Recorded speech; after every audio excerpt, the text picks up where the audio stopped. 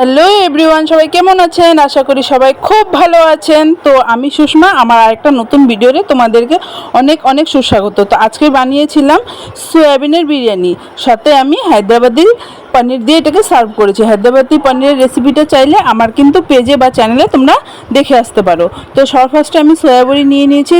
সয়াবড়িটাকে কিছুক্ষণ জলে চুবিয়ে রেখেছিলাম, তারপরে ভালো করে জল নিংড়ে তার মধ্যে লবণ, চিনি, হলুদ, শুকনো লঙ্কা, জিরের গুঁড়ো, ধনের গুঁড়ো আর টক দই দিয়ে খুব ভালো করে মেখে নিচ্ছি। মেখে এটাকে 10 মিনিটের জন্য রেস্টে রেখে দেবো।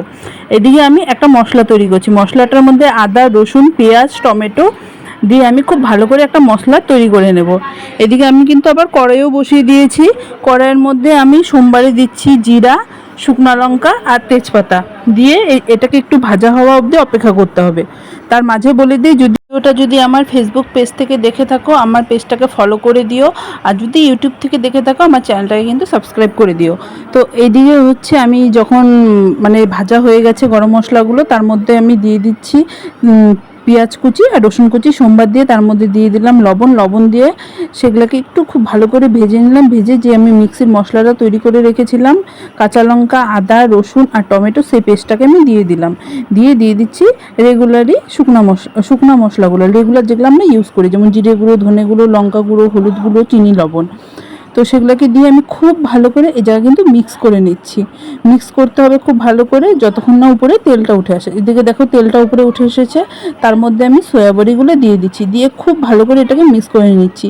এই সময় গন্ধটা কিন্তু বেশ সুন্দর বের হয়। কেউ চাইলে কিন্তু এরকম করেও খেতে পারবে। যখন সয়াবড়িগুলো মোটামুটি ভাজা হয়ে গেছে, তার মধ্যে দিয়ে দিলাম 3টা কাঁচা লঙ্কা আর সামান্য একটু জল দিয়ে এটাকে খুব ভালো করে টানাবো আর প্লাস ভাজবো। ভেজে একটু ঢেকে ঢেকে ভাজার পর দেখো এই কোয়ান্টিটিতে চলে আসার পরে এর মধ্যে আমি দিয়ে দিচ্ছি কেওড়ার জল। এটা কিন্তু মাস্ট বি। তো কেওড়ার জলটা দিয়ে আমি খুব ভালো করে এটাকে আবার একটু মিক্স করে নিচ্ছি। মিক্স করে এর মধ্যে দিয়ে দিচ্ছি ভাত। তো আমরা যেটা বাড়িতে সবসময় ভাত খাই, সেই ভাতটাই আমি দিয়েছি। আমি বাসমতি চাল দিইনি, তোমরা চাইলে কিন্তু বাসমতি চাল দিতে পারো। আর নর্মাল তোমরা যে ভাত খাও সেই ভাতও কিন্তু ইউজ করতে পারো, কোনো অসুবিধা নেই।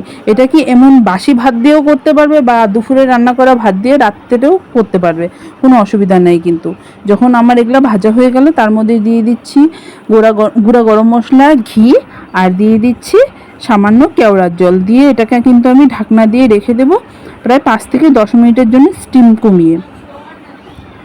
তো এখানে দেখো আমার কিন্তু মোটামুটি এটা কমপ্লিট কিন্তু হয়ে এসেছে। এটা কিন্তু পনির বলো, ডিম বলো বা চিকেন বলো, মাটন বলো, সব কিছুর সাথে কিন্তু যাবে। দেখো কি সুন্দর, একদম বিরিয়ানির মতনই কিন্তু ঝরঝরাও হয়েছে। আজ তবে আসি, সবাই ভালো থেকো, সুস্থ থেকো, দেখা হবে পরের ভিডিওতে। টাটা, বাই বাই, আবার যেন দেখা পাই।